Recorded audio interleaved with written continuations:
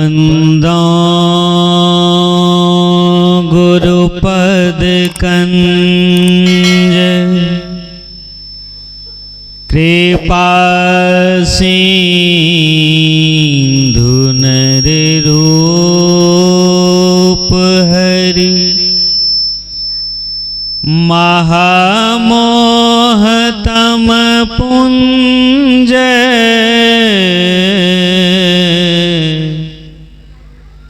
जासु वचन रवि कर निकर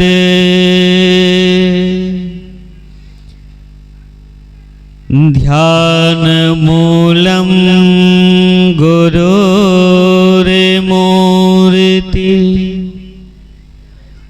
पूजा मूलम गुरुर्पदम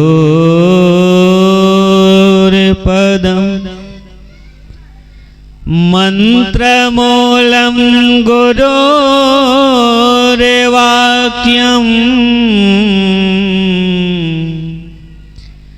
मोक्ष मूलम गुरुर्कृपा।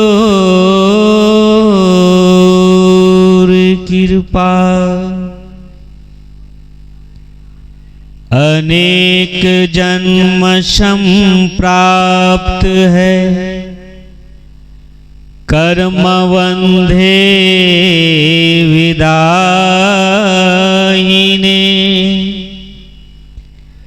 आत्मज्ञान प्रदानैना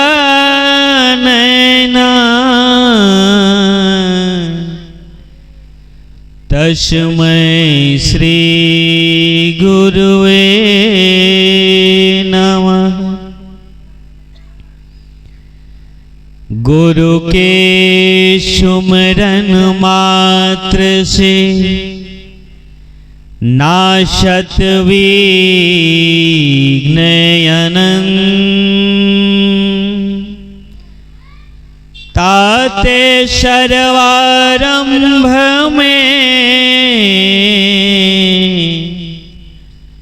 ध्यावत है सब संत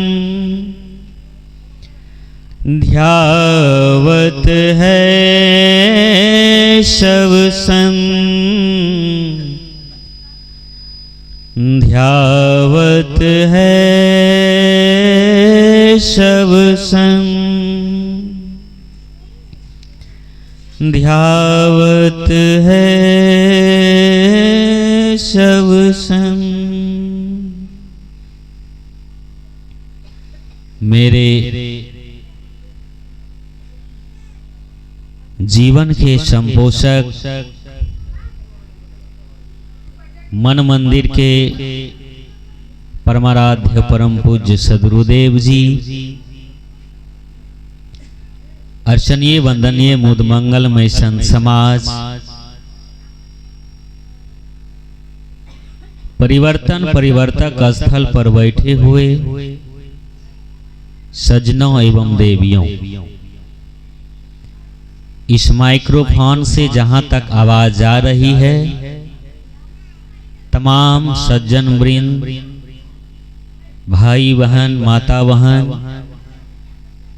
सबों के पावन चरण कमलों में कोटि कोटि नमन, कोटि कोटि प्रणाम। त्रैवार शाहे बंदगी, शाहे बंदगी, शाहे बंदगी, शाहे। आजकल इस धरती पर ऐसे भी पुत्र होते हैं जो जिंदा में याद नहीं करते। आजकल ऐसे भी पुत्र होते हैं जो लाखों करोड़ों की संपत्ति होते हुए भी अपने माता पिता को वृद्धाश्रम भेज देते। आजकल के ऐसे भी पुत्र होते हैं जो बिल्डिंग रहते हुए भी अपने माता पिता को एक झोपड़ी में अलग कर देते। आजकल ऐसे भी पुत्र होते हैं जो बात बात में अपने माता पिता को पीटते भी हैं। आजकल ऐसे भी पुत्र होते हैं जो नशा करके आके माता पिता को खूब गाली गलौज करते हैं। अपने देश में, इस धरती पर, इस संसार में ऐसे भी पुत्र है अपनी सतेली माता के कहने पर 14 वर्ष के लिए वनवास चले गए। अपने देश में ऐसे भी पुत्र है जो बांस का बंघी सिक्का बनाकर अपने कंधे पर माता पिता को चारों धाम पैदल घुमाए। अपने देश में ऐसा भी पुत्र है, पुत्री है जिन्होंने अपना किडनी निकालकर अपने माता पिता को दिए।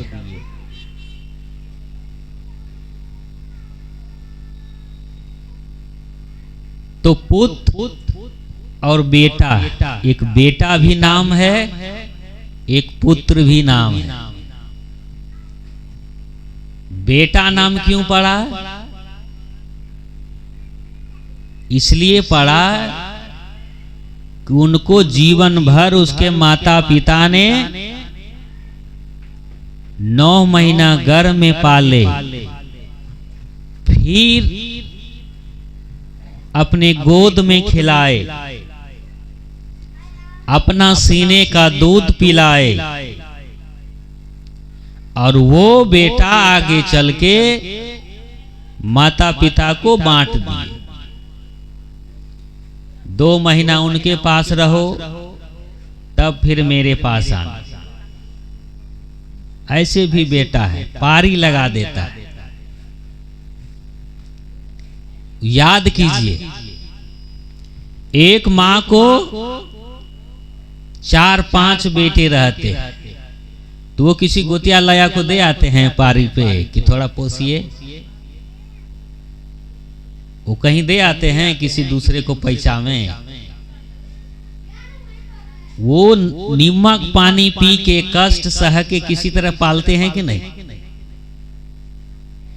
जब माता पिता असमर्थ हो जाते हैं तो बेटा बंटवारा कर देता है कि पिता मेरे पास, माता आपके पास।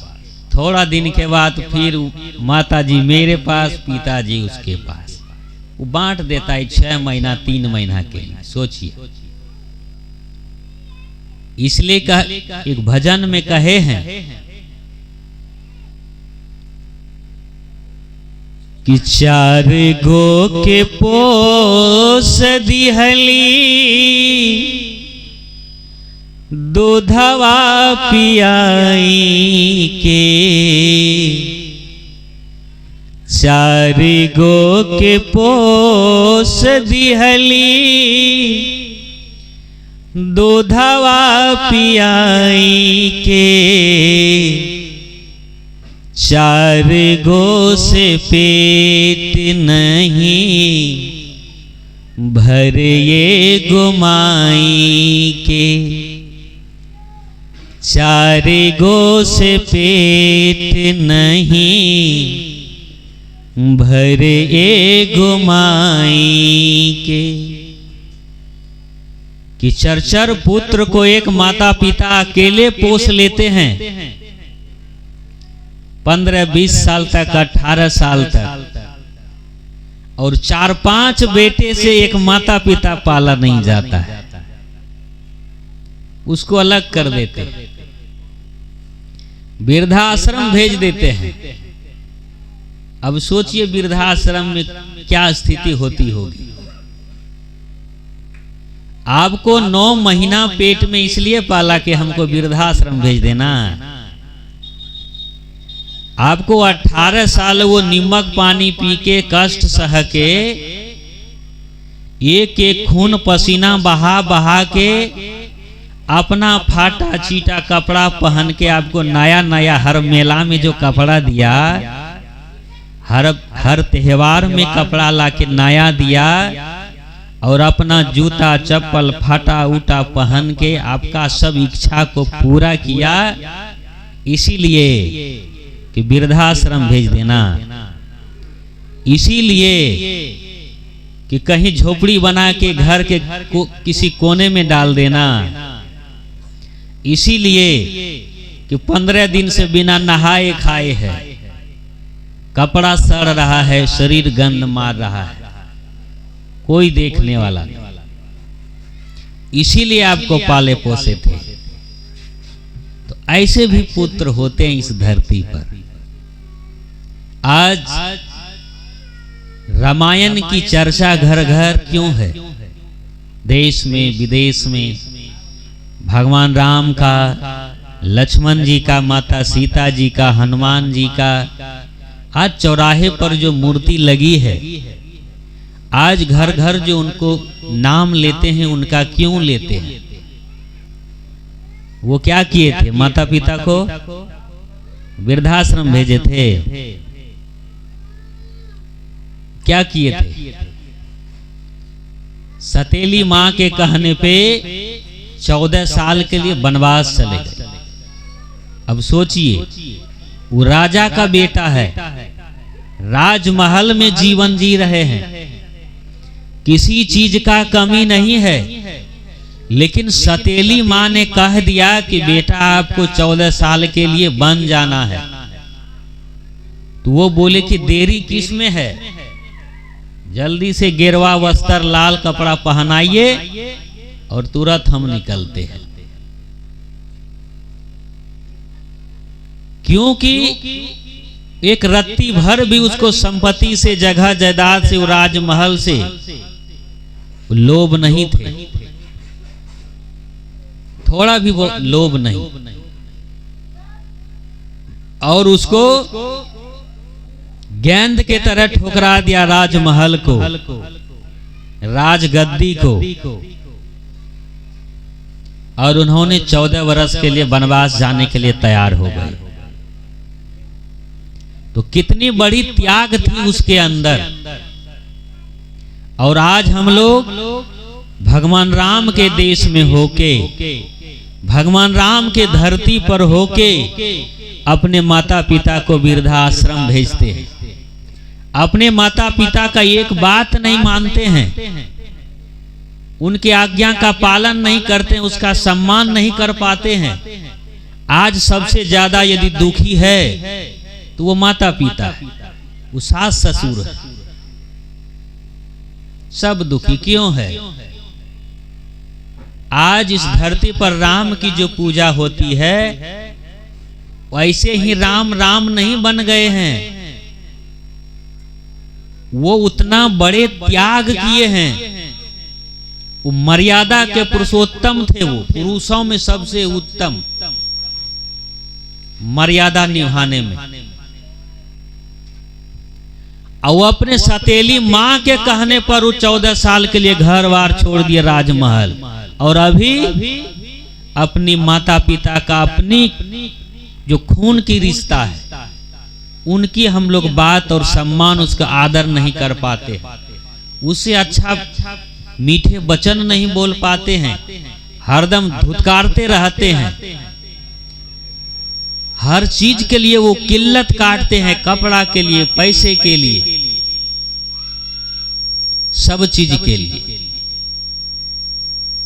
तो बताइए कि उस देश में हम हैं जहां की सतीली माता के कहने पर 14 साल के लिए वनवास चले गए, उसका यदि हम लोग गुण नहीं लिए तो फिर जीवन बेकारे न है, उनका मंदिर जाना बेकारे न है। यदि हम लोग माता पिता को दुख देकर, माता पिता को तकलीफ देकर, यदि दिन रात हम लोग अयोध्या में ही पड़े रहेंगे तो भगवान राम खुश नहीं होंगे, क्योंकि वो आपसे प्रश्न करेंगे कि मेरा जो आज मंदिर बना है, मेरा जो आज नाम ले रहे हैं, वो किस लिए कि हम सतीली माँ के कहने पर 14 साल के लिए बन आ गए और आप अपनी माँ का आदर और सम्मान नहीं कर पाते हैं, तो मेरे मंदिर में यहाँ घंटी डोलाने से क्या होगा।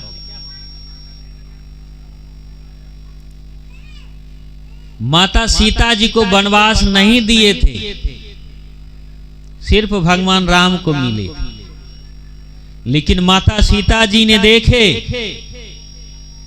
कि पति के बिना ये राजमहल मेरा कौन काम का है, पति ही नहीं रहेंगे तो हम ये राजभोग करके क्या करेंगे। मेरा पति वहां कंकड़ में, काटा कुसा में, जमीन में सोएंगे और हम यहाँ सोफा सेट पे सो के क्या करें। मेरा पति वहां खाली पैर घूमेंगे तो हम यहाँ राजमहल में फर्श पे, यहाँ कालीन पे चल के हम क्या करेंगे। उन्होंने पति के लिए सारे सुख और सुविधा राजमहल को ठुकरा दिए।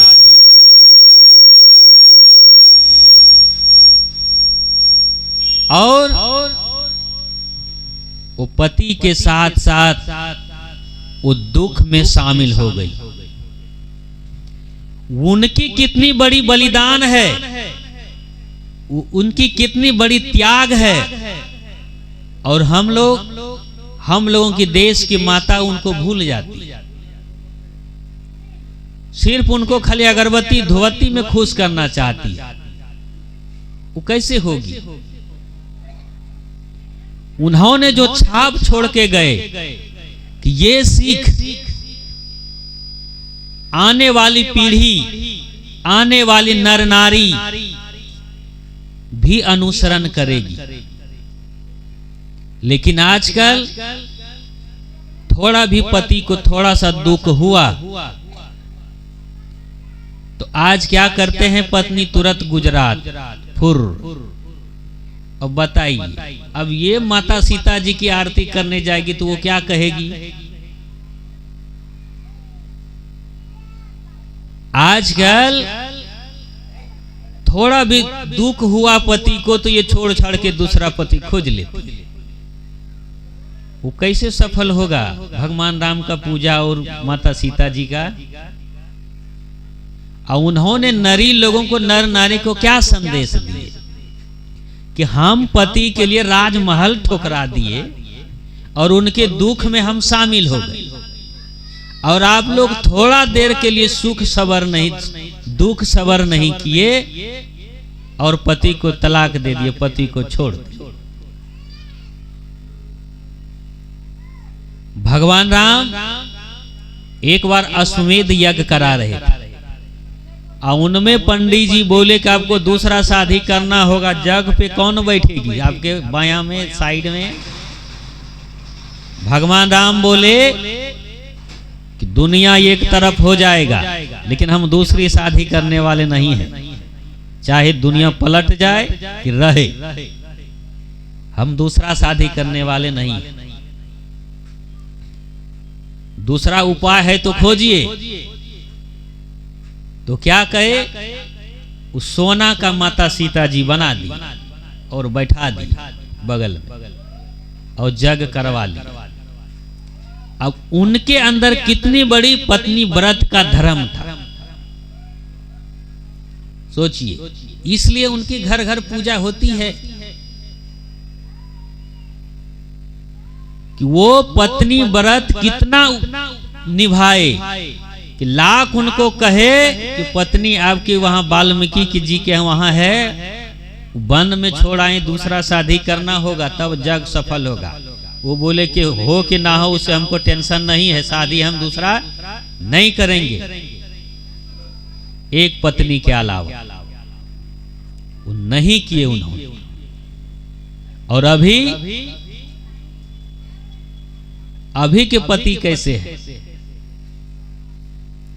थोड़ा भी डाउट हुआ बिना सच्चाई जाने हुए वो तुरंत दूसरा शादी कर लेंगे, तुरंत मार पीट के भगा देंगे। तो बताइए ऐसे व्यक्ति यदि भगवान राम का आरती पूजा करने जाएंगे तो भगवान राम खुश होंगे? खुश होंगे कभी? तो यदि भगवान राम के असली पुजारी हैं, एक पत्नी के अलावा दूसरे की पत्नी पर नजर कभी मत डालिए, तब आप भगवान राम के असली में भक्त हैं। यदि एक पति है तो उनके अलावा पर पुरुष को बुरी नजर से नहीं देखना, ये माता सीता जी की ये असली पूजा है।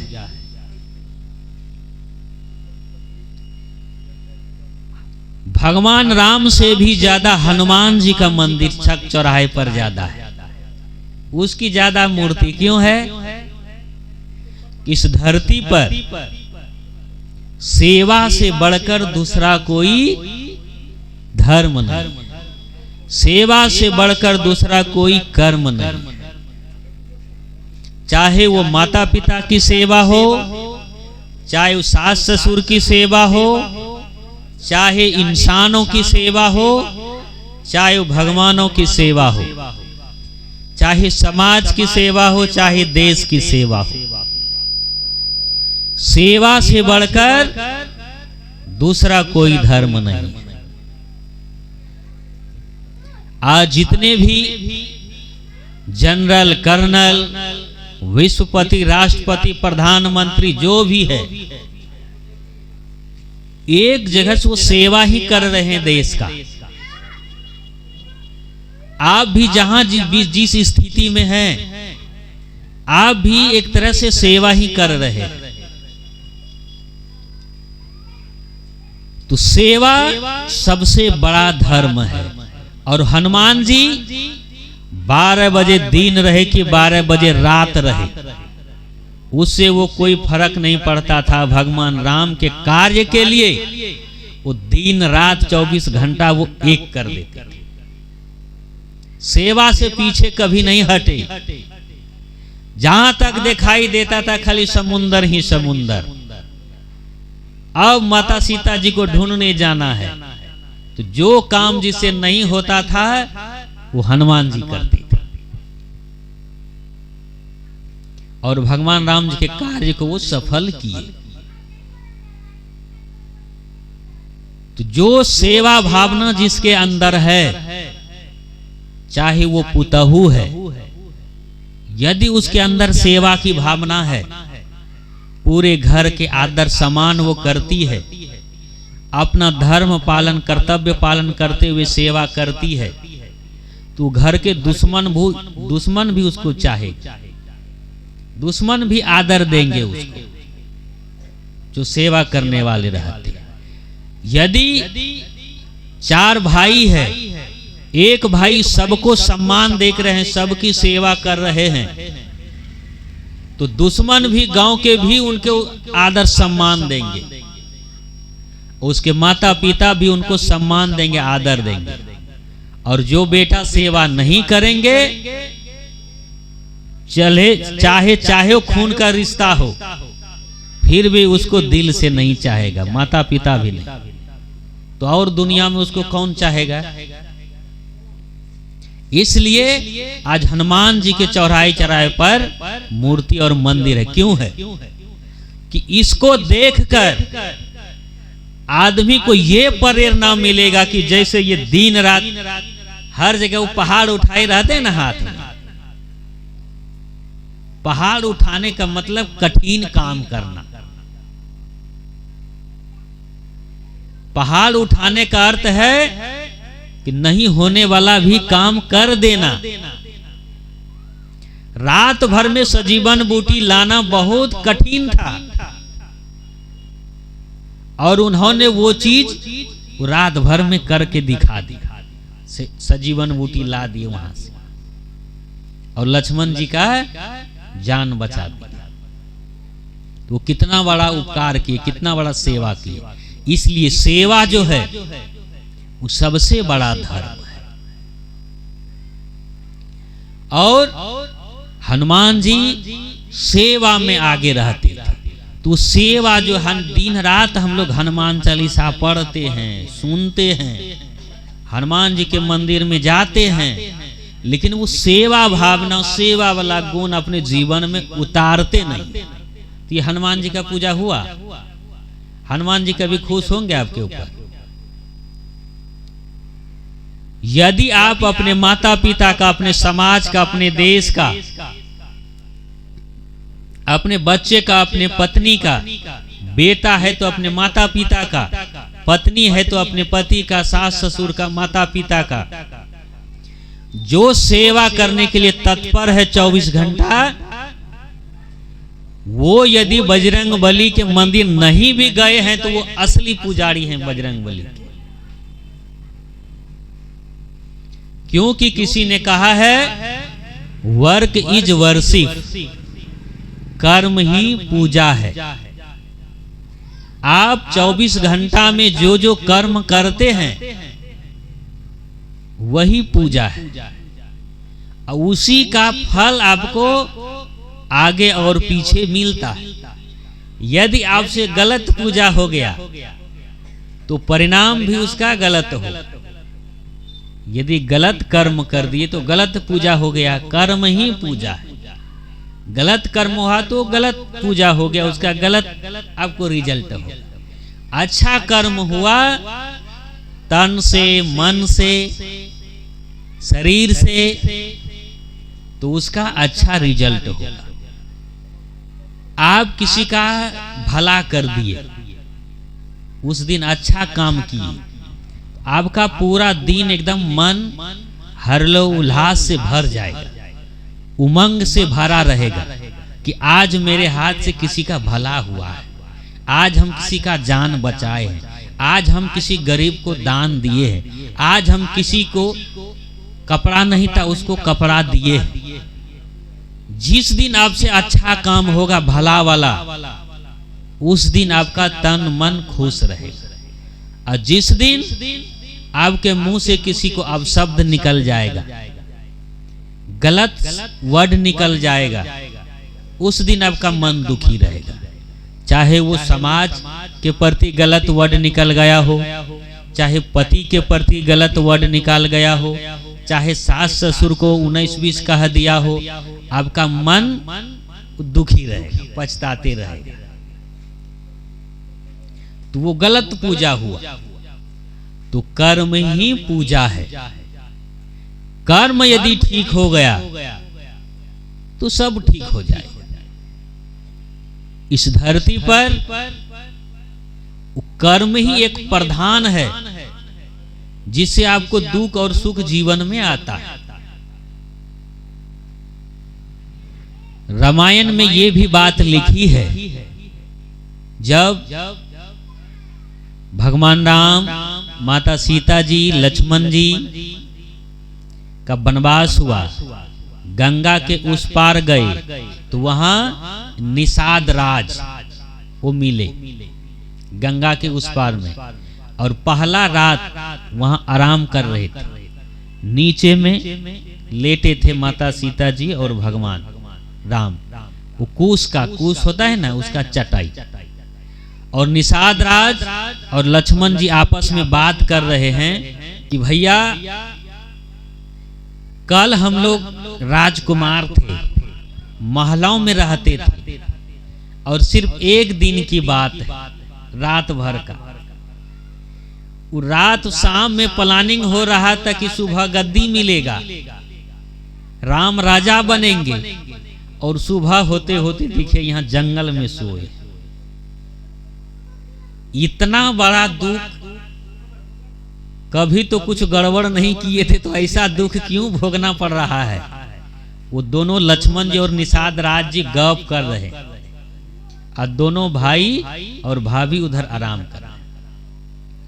तो आपस में बात करते करते वो कहे कि देखो भाई, इस धरती पर है किसी को कोई सुख दुख नहीं देता है, वो अपना सुख दुख खुदे भोग रहे हैं।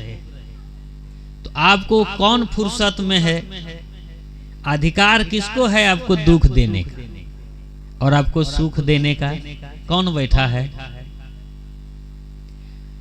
कोई भी प्राणी जो ये दुख भोगता है या सुख भोगता है, या वो रो रहा है या हंस रहा है, आनंद जीवन जी रहा है या दुख में कलेश में जीवन जी रहा है, तो वो कहीं ना कहीं उनके कर्मों का ही दोष है। इसको जो है एक चौपाई में लिखे हैं, वो क्या है?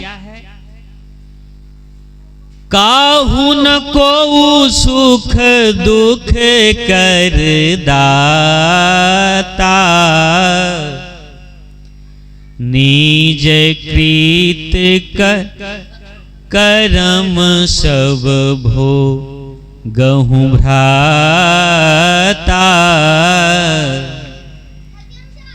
कि कह रहे हैं कि काहुन को सुख दुख कर दाता, निज कृत कर्म सब भोगहु भ्राता। कि हे भैया, इस धरती पर जो है कोई कहीं सुख दुख देने वाला नहीं, ये सब अपने अपने कर्मों का फल है। काहुन को मतलब कहीं कोई नहीं है, काहुन को सुख दुख कर दाता। दाता मतलब देने वाला, कहीं कोई नहीं है सुख दुख देने वाला। तो होता कैसे है, किसके चलते होता है? निज। निज मतलब अपना। कहते हैं ना कि ये निजी बेटा है, वो सतीला बेटा है। ये निजी जमीन है, वो खरीदा हुआ जमीन है। ये निजी मकान है अपना पैतृक, और वो उधर खरीदा हुआ। तो निजी मतलब अपना खुद का। निज कृत, कृत मतलब कर्म करना। निज मतलब अपना, आप खुद से जो जो कर्म किए हैं उन्हीं का फल सुख और दुख है, कोई देने वाला नहीं है।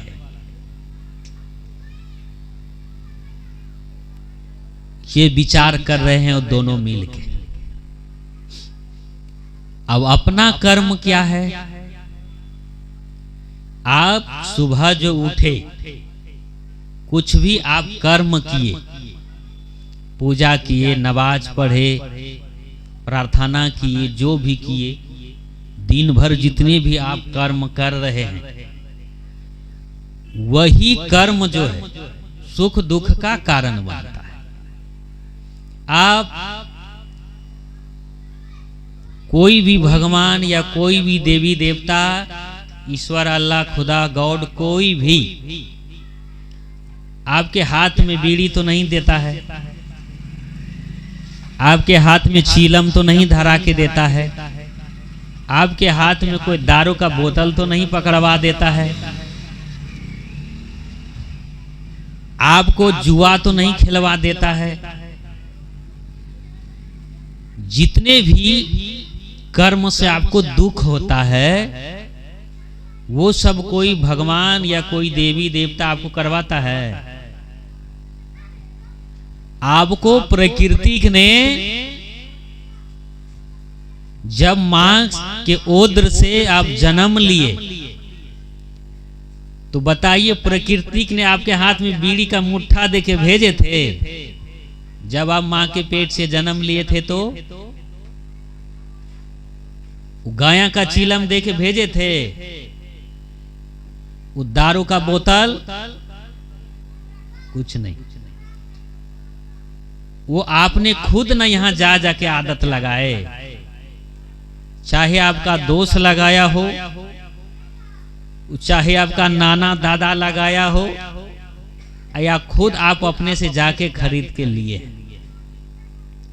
आप खुद जाके भट्टी से दारू लाते हैं, पीते हैं, नाली में गिरते हैं, जानवर से भी जानवर आप बन जाते हैं। नाली में जहां कीड़ा मकोड़ा गंदगी बहने का है, ऐसा सब पीते हैं कि आप खुद उसमें बहने लगते हैं। तो सोचिए, गंदगी बहने की जगह है, आप उसमें दारू पी के बहने लगते। तो ये किसने करवाया? हाथ पकड़ के लेके गया है कोई भगवान भगवती कि चलिए पिला देते हैं 2 कप, आप खुद ना गए। आप अपने मन में विचार किए आज 2 पैक मारना है। अब उसके लिए चाहे पत्नी का सिकरी बिक जाए, चाहे हौसली धरा जाए, वो चाहे खेत बनकी रखा जाए, गिरवी रखा जाए, धरा जाए, उससे टेंशन नहीं। बच्चा पढ़े कि नहीं पढ़े उससे कोई मतलब नहीं है, लेकिन 2 पैक होना चाहिए। आप 2 पैक के चलते चलते 80 साल तक पैके मार रहे हैं। आप सोचिए, तो ये दुख आपको किसने दिया? कोई भगवान भगवती दिया है? आप खुद ना आदत लगाए। ये कर्म जो बिगाड़े हैं आप अपने से ना। प्रकृति ने आपको कितना अच्छा सत्संगी बना के भेजे थे कि नहीं? प्रकृति ने माँ के पेट से आपको सत्संगी बना के भेजे थे कि नहीं? ना वहां आप जन्म लिए थे तो ना दारू पीते थे, ना गांजा पीते थे, ना मांस मछली खाते थे, ना अंडा दारू शराब अफीम चरस ये कुछ भी लेते थे? कुछ नहीं। ना उस समय आप चोर थे, ना डाकू थे, ना पियक्कड़ थे, कुछ भी नहीं। ना आपके अंदर राग द्वेष काम क्रोध लोभ मोह कुछ भी नहीं। ना आपका कोई दुश्मन था, ना कोई हित था। ना आप उस समय हिंदू थे, ना मुसलमान, ना सिख, ना ईसाई, जब मां के गर्भ से पैदा लिए थे। आप एक निपट इंसान थे, एक नंबर के सत्संगी थे आप। और उस चीज को आप भूल गए और अभी कहते हैं दो सत्संगी तो ये इधर हाल फिलहाल का है, सब खाने के लिए यहाँ बनाया है, नहीं खाएंगे तो पता नहीं कहाँ बढ़ जाएगा ना दुनिया में। ये बहाना लगाता है आदमी। आपसे हम पूछते हैं कि आप कुत्ता नहीं खाते हैं तो क्या होता है? हजारों हजार कुत्ता गली में घूरता है, गली में खाली कुत्ते दिखाता है जी, उसको तो आप नहीं खाते हैं, वो कहाँ बढ़ रहा है? बाघ सियार को आप नहीं खाते हैं तो बढ़ रहा है वो? बताइए। तो आप पठा को, पटकुरी को, मुर्गा को, मुर्गी को अपने स्वार्थ के लिए न पालते हैं और कहते हैं कि इसको नहीं खाएंगे तो बढ़ जाए। तो कुत्ता बिलाई नहीं खाते हैं तो कहाँ बढ़ रहा है? उसको भी बढ़ना चाहिए। एक एक कुत्ता जो है उसको कितना संतान होता है मालूम है? 20 ठो 15 ठो, फिर भी बढ़ रहा है। तो ये जो है ना मनुष्य का एक बहाना है, कुछ ना कुछ छिपाने के लिए उसको बहाना होना चाहिए। अब कैसे खाएंगे? तो बहाना लगा देता है कि नहीं खाएंगे तो क्या होगा? बढ़ जाएगा। तो इसके लिए आप जब मां के पेट से जन्म लिए थे तो उस समय आप बिल्कुल सत्संगी थे। तो बताइए, उस समय ना आप दारू पीते थे, ना गांजा पीते थे, ना सिगरेट पीते थे। धीरे धीरे धीरे धीरे जैसे आप बढ़े तो आपके माता पिता को आप जैसे देखे, अपना दोस्त को जैसे देखे, वैसे वैसे आप करना, आप बनना स्टार्ट कर दिए। वो गांजा पीना सीख लिए दोस्त के साथ में जाके, अब गांजा पी के बेहाल हैं। वो दारू पीने के लिए सीख लिए। तो ये सब जो दुख है मनुष्य को, अब दारू पी के आके मार कर लिया, भाई भाई में, बापे से, गोतिया लाया में, अब वो मार कर लिया दारू पी के आके। अब केसा केसी हो गया।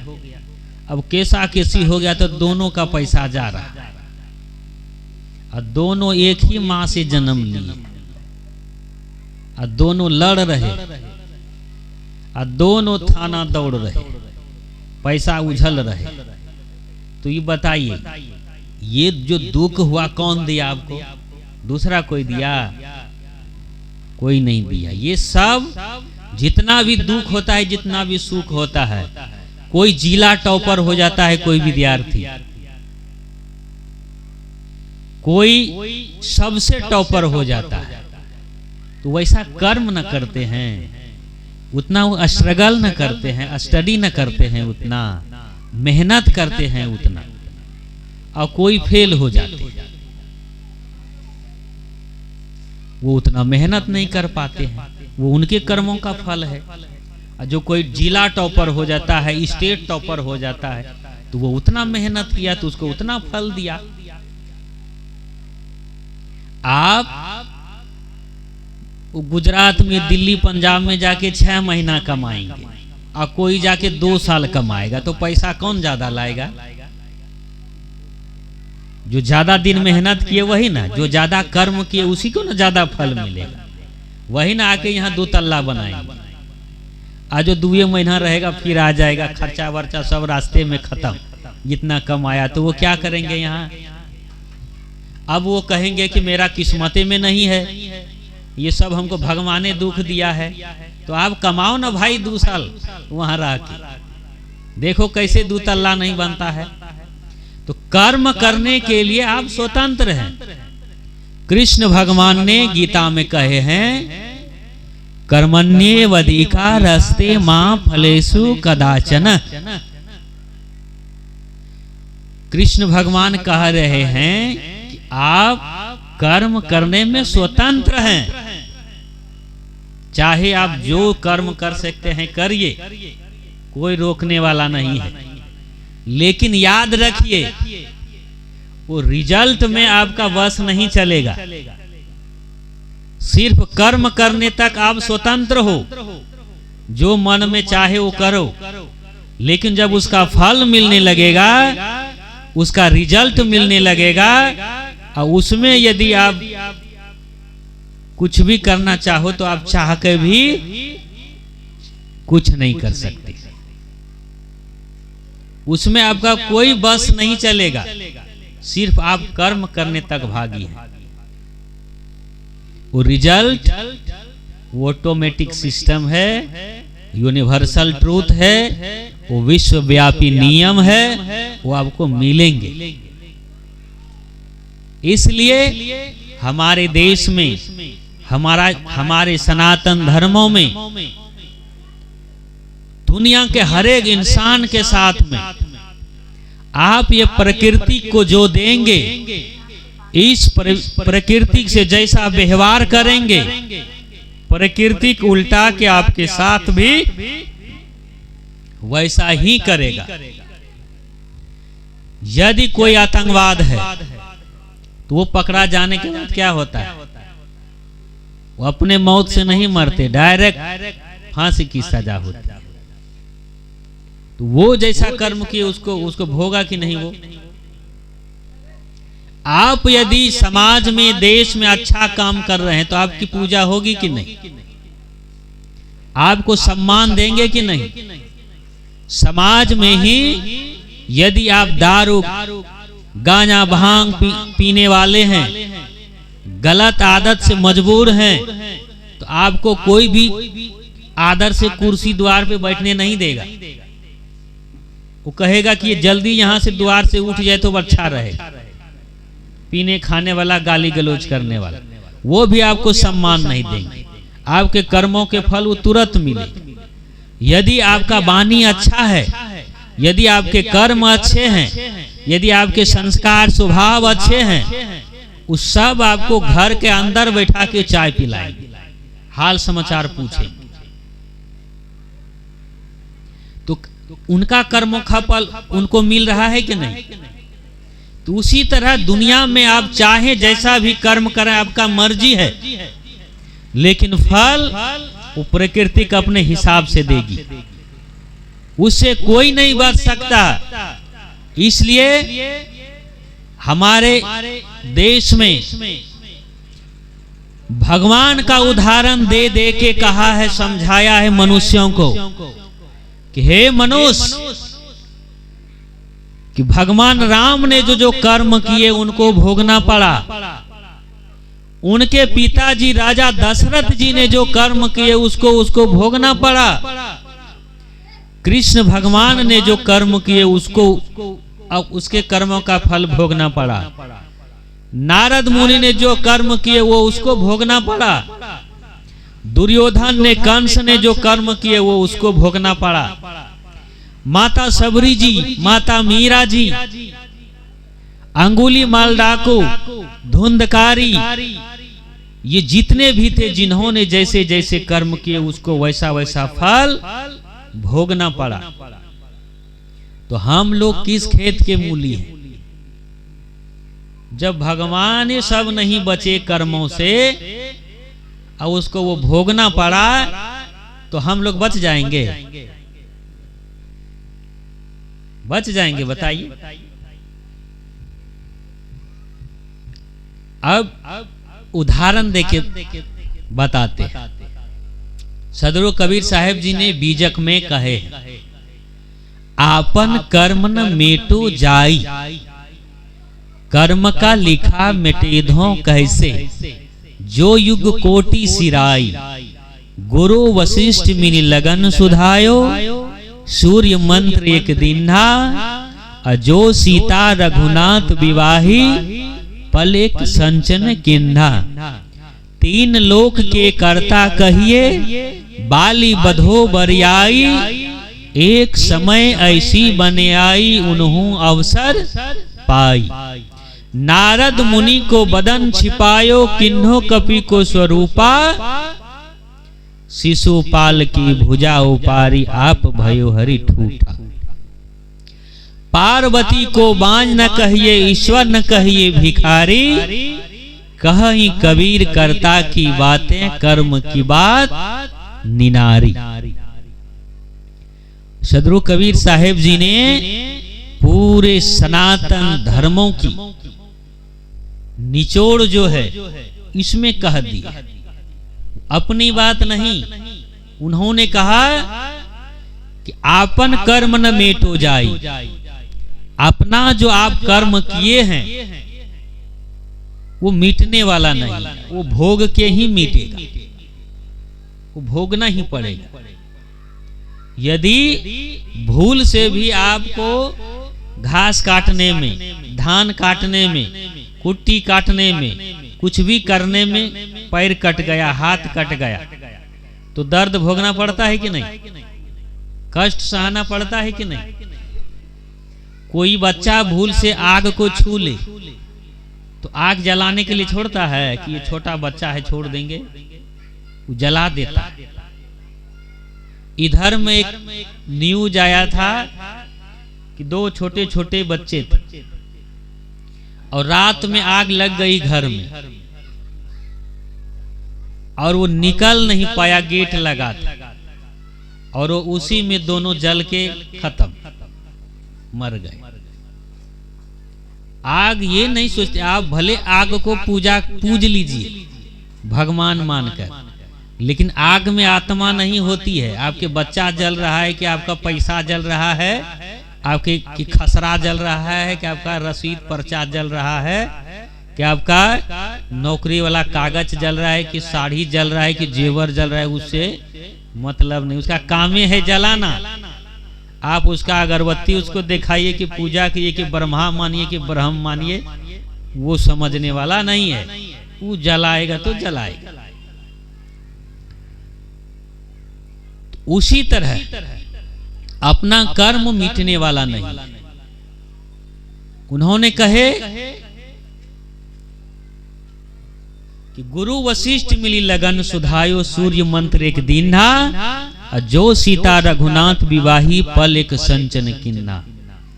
दुनिया के तीन विद्वान, मूर्धान विद्वान, जिन्होंने माता सीता जी का लगन शोधा था, गुरु वशिष्ठ जी ने, विश्वामित्र जी ने, शतानंद जी ने, ये तीनों विद्वानों ने मिलके माता सीता जी का, भगवान राम का लगन शोधे थे और सूर्य मंत्र उसमें दिया था। लेकिन फिर भी जीवन में कभी भी सुख चैन से रहे, जीवन भर नहीं रहे, जीवन भर दुख काटते रहे। परेशानी। तो वो क्यों? क्योंकि जब भगवान राम विष्णु के रूप में थे तो विष्णु भगवान जब थे तो नारद मुनि का सब शादी करने का मन हुआ ना, तो नारद मुनि जी गए विष्णु जी के पास और कहे कि मेरा ऐसा रूप बना दीजिए ताकि लड़की जो है मेरे गला में माला डाल दे, हमसे ही शादी कर ली। और हुआ क्या? वो बानर का रूप बना दिया। तो बानर से कौन विवाह करेगा? उसको माला नहीं पहनाया और विष्णु भगवान को पहना दिया। बाद में पता चला उसको नहीं पहनाया माला, शादी नहीं हुआ, वो तो पागल हो गया और विष्णु भगवान को श्राप दे दिया कि हम जिस तरह शादी के लिए, पत्नी के लिए मेरा इच्छा था, आप शादी नहीं होने दिए ना, आप भी पत्नी के लिए तड़पिएगा, हम श्राप देते हैं। और जब विष्णु भगवान राम बने तो वो भी बन बन पत्नी के लिए तड़पे कि नहीं, जैसे नारद मुनि तड़पते थे। और कहा कि बानर का मुंह बना दिया ना, यही बानर आपको मदद करे। तो वही बानर सेना मदद किया। तो विष्णु भगवान को कर्मों का फल भोगना पड़ा कि नहीं? दर दर जंगल में भटकना पड़ा कि नहीं पत्नी के लिए? तो ये कर्मों का फल नहीं भोगा। और जब भगवान राम ने बाली को छीप के मारा, किसी को छीप के मारना क्या है? ये सही रास्ता नहीं ना है। तो भगवान राम ने उसको छीप के मारा बाली को। जब भगवान राम कृष्ण बने तो जरा नाम के व्याधा ने कृष्ण भगवान के अंगुली में तीर मारा और वो शरीर छोड़े कृष्ण भगवान।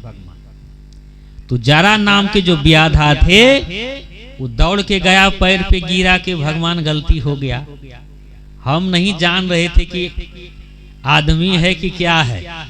हम सोचे कि ये लाल जैसा जो अंगुली दिखा रहा है ये किसी पक्षी उक्षी का होगा, इसलिए हम तीर चला दिया। उन्होंने कहे कि देखिए इसमें आपका कोई दोष नहीं है, आपको भी हम छीप के मारे थे, उसी का बदला है, हम भी आपको छीप के मारे थे, उसी का बदला हम भोग रहे हैं, आपका कोई गलती नहीं है, जाइए। तो बताइए, तो भगवान राम कर्मों का फल भोगे कि नहीं? उसी तरह कृष्ण भगवान ने शिशुपाल का ये दोनों हाथ जो है उसके फुफ्फू का लड़का था वो शिशुपाल, और उसको 2 हाथ एक्स्ट्रा था और उसको कहे थे कि जिसको देखने पर इसका ये दोनों हाथ गिर जाएगा, टूट जाएगा, वही इसका मौत का कारण बने। तो जब ऐसा देखा कि ऐसे अद्भुत बच्चे हैं, कृष्ण भगवान भी देखने के लिए गए और जैसे गए तो तैसे उसका दोनों हाथ खत्म हो गए। अब उसका जो फुफ्फू है वो कृष्ण भगवान के चरणों में गिरने लगे कि आप इसी को, आप ही मारिएगा मेरे बेटा को,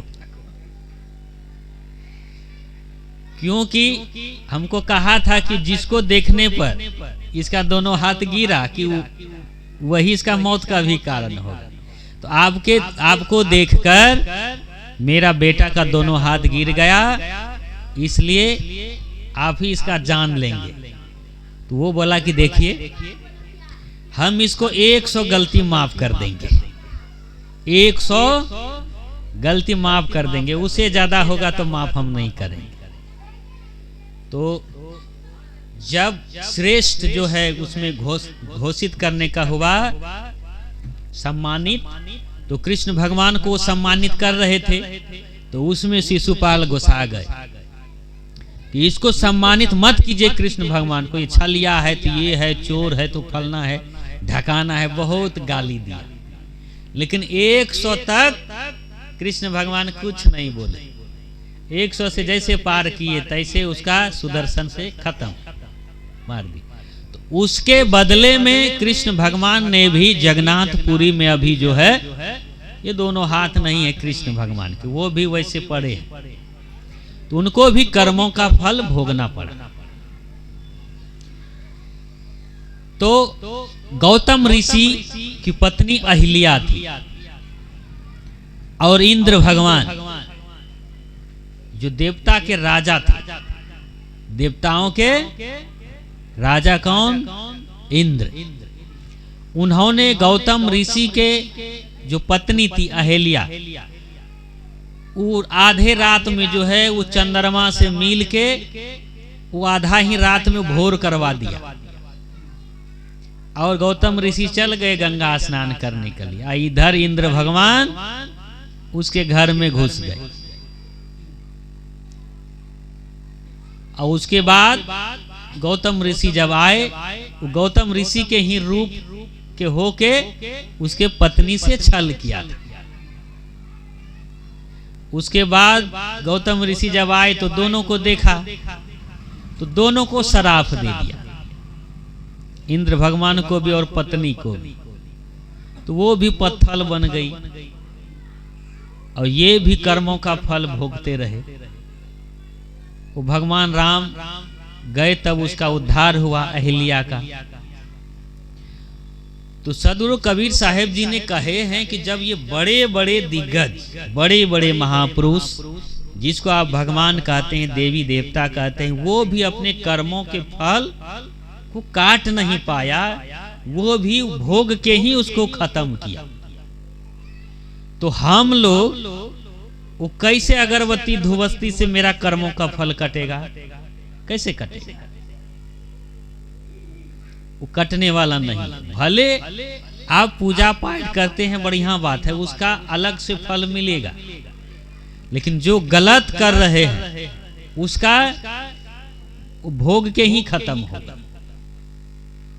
और दूसरी बात है कि आप चोरी करेंगे इनके घर में और लड्डू चढ़ाएंगे इनके घर में, तो कैसे कटेगा पाप? संपत्ति इनका घर का लूटा गया और लड्डू उधर चढ़ रहा है, तो वो कैसे कैसे पाप कटेगा? अब आप चोरी करते हैं किसी के घर में, वो जाके लड्डू चढ़ाने जाते हैं किसी के घर में, तो वो कैसे काटेंगे पाप? पाप तभी कटेगा, मान के चलिए हम इनको गाली दे दी, इसका दिल दुखा गया और हम जाके आपके पास माफी मांगेंगे तो करिएगा आप? हम इनके पास जाके यदि माफी मांग लेंगे, मेरा मुंह से गलत शब्द निकल गया, थोड़ा माफ कर, तो वो यदि चाहें तो हमको माफ कर दे, तब पाप कट जाएगा। लेकिन मनुष्य क्या करता है? गलत कर्म करेगा, कहीं चोरी करेगा, कहीं जाके यहाँ जाके मंदिर में घूस लेके जाएगा देने। मंदिर में चोरी किए थे हैं? अब बताइए, लाखों का चोरी गमन डाका डाल देते हैं, लूट लेते हैं, भ्रष्टाचारी कर लेते हैं, वो जाके मंदिर में प्रार्थना करेंगे कि मेरा पाप काट दे। वो कैसे काटेंगे? चोरी आप कहाँ किए, अब माफी कहाँ मांग रहे हैं? गांव में समाज में जब गलती होता है, पंचायती बैठा के कहाँ माफी मंगवाता है? दूसरे जगह ले जाके। बेटा गलती किया है तो माता पिता के चरणों में न शीश झुकवाता है कि यहाँ प्रणाम करो, झुको यहाँ की दोबारा गलती मत करना। ऐसा कहता है कि जाओ कहीं जाके लड्डू चढ़ा देना, ये पिताजी आपका माताजी सास पुतहू माफ कर देंगे। वो कभी नहीं करेंगे। आप भाई भाई में लड़े तो थाना में क्या कहता है? मेल होने के लिए कहाँ भेजता है? मंदिर में। मेल पिटीशन जो है, आप दोनों यहाँ मिलेंगे तब ना केस खत्म होगा जी। यदि आप झगड़ा की हैं इससे या दूसरा से मेल पटीशन जे केस खत्म होगा? कभी नहीं। तो आप जब खुद अपने कर्मों को सुधार लेंगे तो इस धरती पर कोई भी आपको दुख देने वाला नहीं है। आदमी खुद अपने कर्मों से दुख लेता है और अपने कर्मों से सुख लेता है। आदमी यदि चाहे, यदि वो बीड़ी को फेंक दे तो वो बीड़ी कभी उठ के उसके मुंह में आएगा? चल के कभी आएगा? कभी? यदि वो दारू छोड़ दे तो वहां भट्टी से बोतल उड़ उड़ के उसके मुंह में आएगा? कैसे आएगा? आप अपने मन को इतना दुर्बल बना दिए हैं, इतना कमजोर बना दिए हैं, एक बीड़ी आपको परास्त कर रहा है। एक बीड़ी से आप कमजोर हैं, जो कि बुढ़ारी तक में एक बीड़ी का मोह नहीं छूटता है। एक बीड़ी नहीं छूट रहा है। तो सोचिए आप क्या करें? मुक्ति, गति, कल्याण, आनंद वो तो दूर की बात है, उसके लिए साधना करना पड़ता है। ये मामूली चीज बीड़ी खैनी नहीं छूट रहा है आपसे। वो आपसे उस खैनी आपके ऊपर राज कर रहा है 60 साल से। बीड़ी आपके ऊपर राज कर रहा है, आपको नचवा रहा है। आज हम कार्यक्रम से सवेरे आ रहे थे और इतना सुबह सुबह ठंडी था और ऐसे कांप रहा है और खैनी भी रटा रहा है। अब बताइए, वो ठंडी में भी हाथ निकलवा के आपको खैनी वो ठंडा लगवा रहा है। सोचिए आपके ऊपर कितना हावी हो गया है। तो आप कैसे खुदा का बंदे होंगे, कैसे ईश्वर का भक्त होंगे, वो कैसे आप राम के भक्त होंगे? एक खैनी नहीं छूट रहा है तो खैनी की मोह नहीं जा रहा है। तो इसलिए ये सारी जितने भी दुर्व्यसन है, जितने भी गलत आदत है, ये सब मनुष्य अपने मन से करता है और झूठों का दोष दूसरे के ऊपर डालता है कि ये भगवान करवाता है, ये खुदा मत्ती देता है, ये भगवान मत्ती मारता है। तो भगवान इतना पागल है, वो आपको खैनी रटवा के खिलवाएगा, आपको दारू पिलवाएगा, आपसे भ्रष्टाचार करवाएगा, वो ट्रेन के नीचे बम फेंकवाएगा, वो किसी मासूम बच्ची का रेप करवाएगा, किसी का चाकू भोंकवाएगा किसी पेट में। भगवान को, ईश्वर को यही काम रहा गया है। बताइए, ये सब जो है, इसलिए कृष्ण भगवान ने कहा कर्मण्येवाधिकार का रास्ते मां फलेषु कदाचन, कि आप कर्म करने के में फ्री हैं लेकिन फल में नहीं। यहाँ कर्म उल्टा सुल्टा आदमी कर लेता है और जाके फल को कटवाने के लिए फिर मंदिर में जाता है हाथ जोड़ने। और जब वहां खुद कह रहे हैं कि आप कर्म करने में स्वतंत्र हैं, वो फल आपको दुख मिलेगा, तो दुख भोगने के लिए आदमी तैयार नहीं होता है, लेकिन दुख वाला कर्म करने के लिए आगे रहता है। इसलिए किसी शायर ने कहा है कि नेकी बदी दो रास्ता है, गौर से सुन लो। नेकी बदी दो रास्ता है, गौर से सुन लो। तुम्हें चलना किस मार्ग से है, अपना रास्ता चुन लो।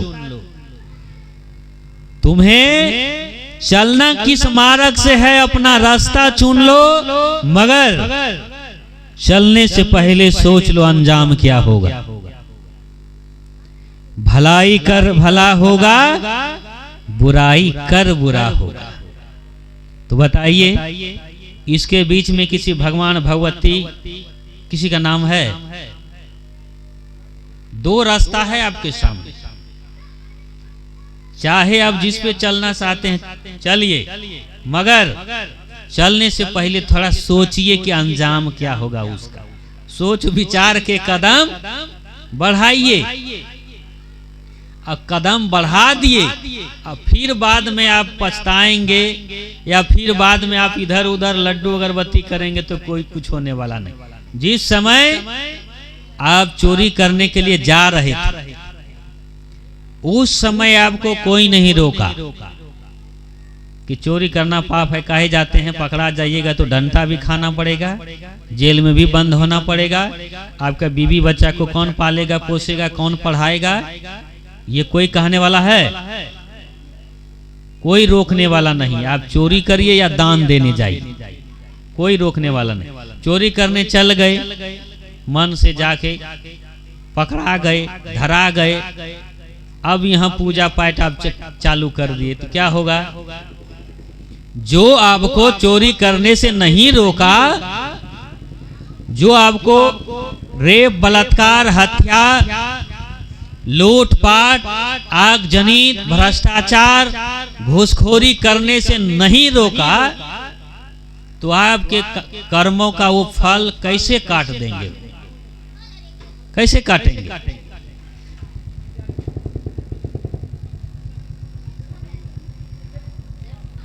तो इसके लिए कहे कि अपना जो कर्म है वही दुख सुख का कारण है। अपना कर्म को सुधारोगे भाई, तुम पर जुर्म न होगा ईश्वर खुदाई। खुदा आपको तकलीफ में नहीं डालेंगे, भगवान आपको तकलीफ में नहीं डालेंगे। बस अपना नेकी कर्म करते रहिए, अपना शुभ कर्म करते रहिए। आप धरती के कोई भी कोने पे जाएंगे तो आपको सुख होगा, शांति मिलेगा। तो इस धरती पर माता पिता की सेवा से ही आपको जन्नत मिलेगा। सेवा से ही माँ के चरणों में ही चारों धाम है। इसलिए मुसलमान भाई ने कहे हैं कि यदि आपको जन्नत चाहिए तो माता पिता का खिदमत करो। माता पिता के ही चरणों में जन्नत है।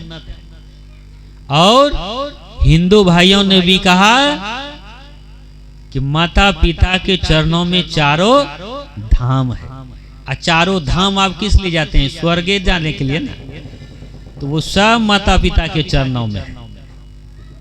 और माता पिता की सेवा उस सब देवी देवता की सेवा हो गया।